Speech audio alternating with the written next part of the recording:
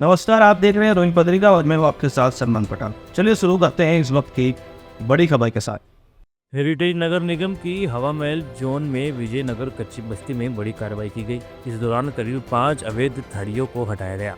नगर निगम की टीम ने यह कार्रवाई क्षेत्र में अतिक्रमण हटाने के लिए की थी। वहीं थड़ी संचालकों ने इस कार्रवाई का विरोध करते हुए कहा कि उनकी थड़ियों को बिना किसी सूचना के तोड़ दिया गया। उन्होंने निगम पर मनमानी करने का आरोप लगाया और न्याय की मांग की। इस कार्रवाई के बाद क्षेत्र में हलचल मच गई और स्थानीय लोग भी इस मुद्दे पर अपनी नाराजगी व्यक्त करते नजर आए। नगर निगम हेरिटेज की ओर से 17 जनवरी को एक कार्रवाई देखने को मिली विजयनगर कच्ची बस्ती के अंदर, जहां अवैध रूप से जो थड़ियां थी उन थड़ियों को हटा दिया गया है। वहीं जो जिनकी थड़ी हटाई गई है वो लोग मौजूद है और साथ ही वार्ड नंबर 5 के पार्षद वहीद खान भी मौजूद है। उनसे भी हम जानेंगे अगर क्या क्या मामला है, पूरा मामला। और वही हमारे साथ एक खास बातचीत के लिए जो जिनकी थड़ी तोड़ी गई थी, क्या नाम है आपका? अभी क्या मामला है पूरा? क्या के थड़ी था, मेरे 6 गो 5 गो बाल बच्चा के लेकर कितनी पुरानी थड़ी थी आपकी? कम से कम 25 साल हो गया। तो आपको सूचना थी, नगर निगम ने आपको सूचना दी? नहीं, कुछ न बोला। तोड़ने से पहले सूचना दी? नहीं। आपकी खड़ी उठाकर लेकर गए या तोड़ी गई है उसको? तोड़ी गई है। तो मर गए। वहां पर हम एक सर्वेधारी, हमारे बगल में इनकी दुकान है, इनके पति डेट कर गए। तब इन्होंने अपने बाल बच्चे को उसी दुकान से चला के चाय बेच के अपनी परवस्ती करते हैं। ये निगम का ये पुलिस वाले आए जुमा के दिन और उन्होंने आकर के तोड़ फोड़ शुरू कर दिया, जिसमें ये अतीक का, फरीद बाबा का, आपदा खातून का, इस सभी का तो थड़ी को तोड़ दिए। सूचना दी आपको? नहीं, कोई सूचना नहीं दिया। ये कार्रवाई कब की गई नगर निगम? नगर निगम में हम लोग कार्रवाई 7 दिन पहले किया था। फिर वापस लौट गए वो? वकील साहब के साथ जा करके वहाँ लिखित में दे करके आए थे और वो रुक गई थी। उसके बाद हम लोग को कोई सूचना नहीं है। कितनी थड़ी है लगभग? लगभग 5 थड़ी है। एक मेरा मकान है जिसमें हम लोग खुद रहते हैं, उसी में, समझे कि ना। चलिए हम जानते हैं जो पार्षद है, पार्षद से जानते हैं क्या मामला है। सर 17 जनवरी के दिन मेरे पास अचानक फ़ोन आया लगभग दोपहर के टाइम पे कि पार्षद महोदय निगम का जाब्ता आया हुआ है, आप आइए संपर्क कीजिए एक बार। जब मैं वहाँ गया निगम से बातचीत की तो मालूम पड़ा कि वहाँ लगभग 5 थड़ियाँ हैं और एक घर है जो लगभग सन 85 से वहीं स्थापित है और 2004 के और 98 के जो सर्वे हुए हैं वो सर्वेधारी है। उनको भी हटाने के लिए आए और टीम हटाने लगी तो मैंने उनको रोका कि आपने कोई नोटिस दिया है, कोई सूचना दी है पहले आने से पहले? बोले साहब कोई नहीं है, मैं कि अधिकारी से बात करो। तो मैंने जो डीसी विजिलेंस है पुष्पेंद्र सिंह राठौर साहब, उनसे बात की, उनसे निवेदन किया सर ये क्या मामला है, ना कोई आपने सूचना दी, ना कुछ हमने पहले अवगत कराया और क्या है? बोले साहब ये रास्ते में आ रहा। तो मैंने उनसे एक निवेदन किया कि कच्ची बस्ती है, मेरा वार्ड पूरा वार्ड नंबर 5 पूरी कच्ची बस्ती विजयनगर, ये सब जगह आप रास्ता देख रहे हैं तो ये उसके आगे तो 20 फीट 25 फीट का रास्ता है और उससे पहले 20 फीट का रास्ता है, 20 से आगे बढ़ता है 25 पे आता है आदमी, लेकिन ये तो टोटली 25 फीट पहले ही बढ़ा हुआ है रास्ता है, इनको कौन सा रास्ता चाहिए? तब छोटा सा सवाल है कि एक तो जो नियमन होता है एक प्रकार का अलॉटमेंट जिसे कहा जाता है, तो समय रहते अलॉटमेंट क्यों नहीं करवाई? सर मैं आपको बता दूं, समय रहते हैं कांग्रेस कार्यकाल में इसका अलॉटमेंट हो चुका था इस जगह का और यहाँ के पट्टे बढ़ना शुरू हो गए थे। जैसे ही आचार संहिता लगी और पट्टे रात को बटे, उस समय पट्टे बटने के बाद में मेरे वार्ड नंबर 5, 6 और 7 इनके पट्टे बने। पट्टे बढ़ने के बाद में पट्टे जारी हुए, जारी होने के बाद में पट्टे डिस्पैच हुए और डिस्पैच होते ही उन्होंने हैंड टू हैंड उस पट्टों को वापस रख लिया निगम ने। तो क्या लगता है आपको भेदभाव किया जा रहा है? बिल्कुल सर, और वहाँ के जो एमएलए हैं उनसे बात की गई, पूछा गया कि हमारे क्यों, उनसे उनके पास गए वहाँ के लोग, उनसे ये कहा गया उन्होंने कि यहाँ बांग्लादेशी लोग रहते हैं इसलिए इनको पट्टे नहीं दिए जाएंगे। वो पट्टे डिस्पैच हुए आज भी निगम में है और जितने पट्टे डिस्पैच हुए उनकी सबकी रसीद है। गरीब बस्तियों के लोगों ने 30,000 रुपए रसीद मतलब पेमेंट जमा कराया है उस पट्टे के लिए। बताया जाता है कि 98 के अंदर भी एक सर्वे किया गया था और सर्वे के अनुसार उनको अलॉट भी किया गया। बिल्कुल सर, 98 में भी सर्वे हुआ है, उसके बाद में 2004 में सर्वे हुआ है। जो अभी कल टीम आई थी वो जो सर्वेधारी मोहम्मद अल्ताफ जो मेरे पास मौजूद है, उनका ये सर्वे नंबर है, उसके हिसाब से उनको भी तोड़ने लगा और उनको तोड़ने लगा। मैंने उनको रोका कि जी खुद सर्वेधारी बोले साहब कुछ ही नहीं, रास्ते मारे सब बटेंगे। तो पूरी कच्ची बोले, मेरी जब बात हुई उन्होंने कहा साहब ये तो अतिक्रमण है। अरे भाई पूरी कच्ची बस्ती अतिक्रमण है, अगर आप देना चाहते तो पूरी कच्ची बस्ती को उठाओगे आप लोग। मैंने ये निवेदन किया उनसे, सब 1998 में जब सर्वे हुए, सर्वेधारी लोग हैं, 2004 में सर्वे हुए, वो सर्वेधारी लोग हैं, उनको क्या मतलब हटाने से? क्या रास्ता है? क्यों किसी गरीब के? आप ये देखिए मेरे पास खड़ी हुई, ये आंखों आंखों में से आंसू नहीं रुक रहे हैं इसके अभी तक सर। बेवा है, बच्चे पालने के लिए मुश्किल है इसके साथ में। क्या कंडीशन है इनके साथ में? कैसे बच्चे पालेंगे ये? चाय गुटखा बेच के अपना काम चला रहा है, अपना पेट पाल रही थी, अपने बच्चों का पेट पाल रही थी। ये पास में खड़ी आई है करीम भाई, इधर आइए। ये देखिए आप, नाई की दुकान करते हैं, शेविंग कर रहे हैं।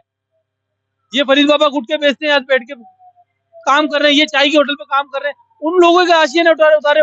और आपको, जब मैं आपसे आपके चैनल के माध्यम से एक चीज बताना चाह रहा हूँ सर, 9 नवंबर 2024, आज से लगभग 3 महीने पहले मेरे वार्ड में कब्जा हुए सर। मेरे कार्यकाल 4 साल कंप्लीट होने में, मेरे 4 साल में वार्ड में एक कब्जा भी नहीं है मेरे वार्ड वासियों द्वारा, और मेरे वार्ड वासियों की मदद के द्वारा आज तक कोई कब्जा नहीं हुआ। 3 महीने पहले कब्जा हुआ। मैंने उसकी शिकायत कमिश्नर महोदय को करी, डीसी महोदय को करी, और डीसी विजिलेंस को भी करी। उन्होंने कार्रवाई करी और उनको नोटिस जारी की 2 बार। उसके बाद में बाबा एमएलए जो वर्तमान में है, उनका मैसेज आता है, फोन आता है कि सर अवैध भाई, आप मुसलमानों के तो मकान बनने दे रहे हैं और आप हिंदुओं के मकान नहीं बनने दे रहे। मैंने उनसे निवेदन किया कि अगर सर मेरे 4 साल में ऐसा माया जाता है, या मैं कब्जा करता हूँ, या मैं किसी का पर्सनल किसी का मैं पक्ष ले रहा हूँ, तो आप मैं उसी दिन पद छोड़ दूंगा। मैंने उनको बताया कि मेरे वार्ड में सर लगभग 60% मेजोरिटी वोट है, 40% माइनॉरिटी वार्ड है। जिन लोगों को, जिसको मुझे मेजोरिटी का अगर सहयोग नहीं मिलता तो मैं कैसे जीत पाता?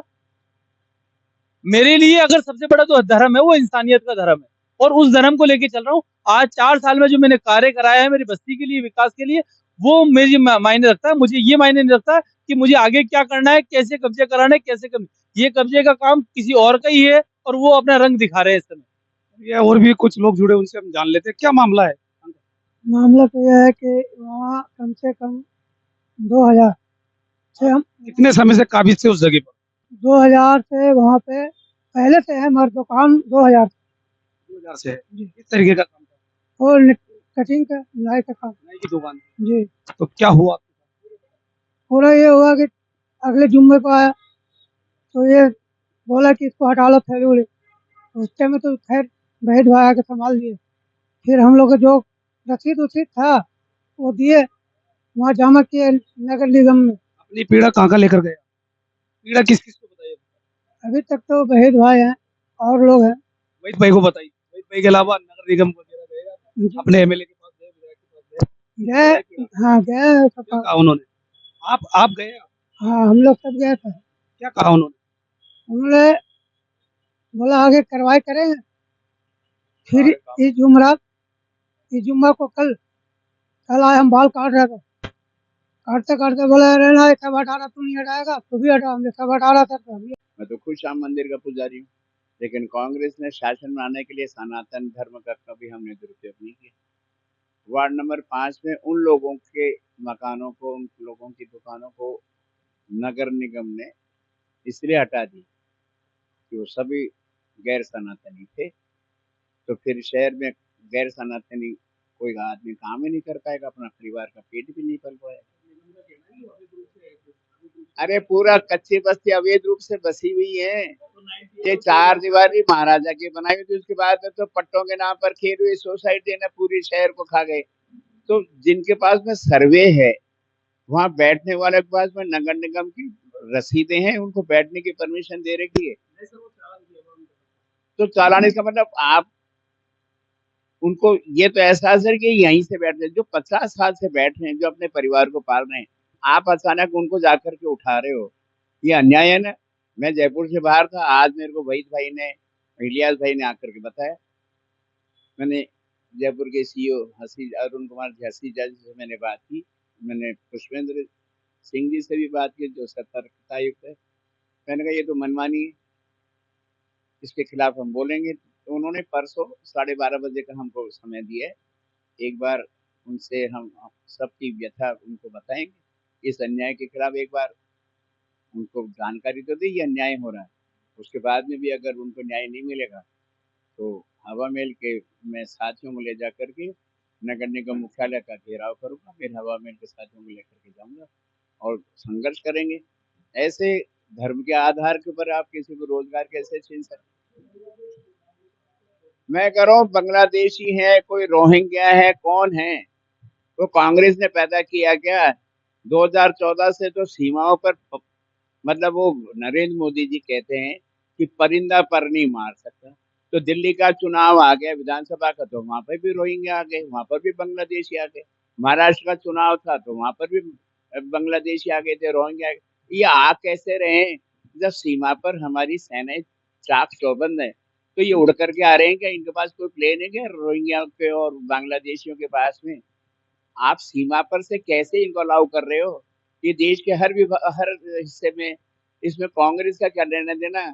अगर हम पार्टी वाले को इनके पक्ष में थोड़ी है। कहीं भी आपको रोहिंग्या मिले, कहीं भी बांग्लादेशी में, आपको डिपोर्ट करो ना, वापस भेजो ना बांग्लादेश। लेकिन जो स्थानीय हैं वो जाति से अगर इस्लाम धर्म को मानते हैं, वो भारत का नागरिक है। इस देश के सब बाबा साहब भीमराव अम्बेडकर जी ने जो संविधान बनाया है, उसमें ये है कि हम धर्म के आधार पर, लिंग के आधार पर किसी को व्यापार करने का हम रोक नहीं सकते कि कौन से धर्म का है, ये कौन से लिंग का है, ये कौन सा भाषा का है, ये कौन से कपड़े पहनता है। भारत का संविधान सब नागरिकों के लिए एक है, चाहे वो हिंदू हो, चाहे मुसलमान हो, सिख हो, ईसाई हो, जैन हो, पारसी हो। संविधान की रक्षा के लिए हम लड़ेंगे और सबको रोजगार का अधिकार है, सबको रहने का अधिकार है। फिलहाल इस खबर में इतना ही। देश और दुनिया की तमाम बड़ी खबरों से अपडेट रहने के लिए देखते रहिए रोहित पत्रिका। धन्यवाद।